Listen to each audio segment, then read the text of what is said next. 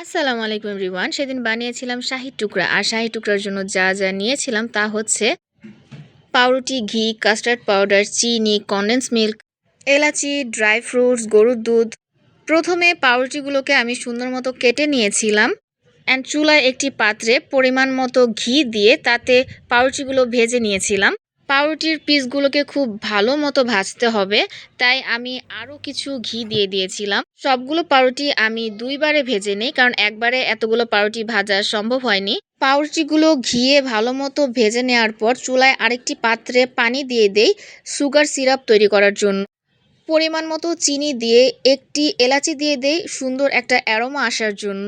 চিনির সিরাপটা হচ্ছিল আর আমি এই ফাঁকে কাস্টার্ড পাউডারটা গুলিয়ে নেই। পরিমাণ মতো কাস্টার্ড পাউডার দিয়ে তাতে পানি দিয়ে একটু ভালো মতো মিশিয়ে নিই, আর এই ফাঁকে আমার সুগার সিরাপটাও হয়ে গিয়েছিল। সুগার সিরাপটা ঠান্ডা হতে দেই আর এর মধ্যে আমি চুলায় একটি পাত্রে দুধ দিয়ে নেই। পরিমাণ মতো দুধ দিয়ে তাতে কনডেন্স মিল্ক দিয়ে দেই।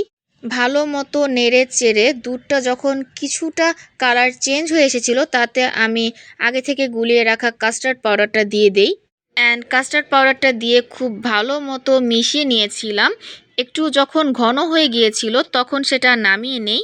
এরপর আগে থেকে ভেজে রাখা সবগুলো পাউরুটি আমি চিনির সিরাপে ভিজিয়ে নেই। খুব ভালো মতো চিনির সিরাপে ডিপ করার পর সবগুলো পাউরুটি একটি প্লেটে তুলে নেই অ্যান্ড কিছু চিনির সিরাপ আমি উপর থেকে ছড়িয়ে দেই পাউরুটিগুলোর মধ্যে। দুধ এবং কাস্টার্ড পাউডার দিয়ে যে রাবড়ির মতো বানিয়েছিলাম সেটা ঠান্ডা হওয়ার পর সবগুলো পাউরুটির মধ্যে দিয়ে দিই। সবগুলো রাবড়ি পাউরুটিতে দেওয়ার পরে আমি বাদাম ও কিশমিশ কুচি করে উপর থেকে দিয়ে দেই। দেন ফ্রিজে রেখে দিয়েছিলাম এবং তার পরের দিন সেটা বের করে খাই। আমার এর আগে কখনো শাহী টুকরা বানানো হয়নি, এই ফার্স্ট টাইম আমি শাহী টুকরা বানিয়েছি। আর শাহী টুকরা পার্সোনালি আমি তেমন একটা পছন্দ করতাম না, আমার হাজব্যান্ড অনেক বেশি পছন্দ করতো, ওর জন্যই বানানো।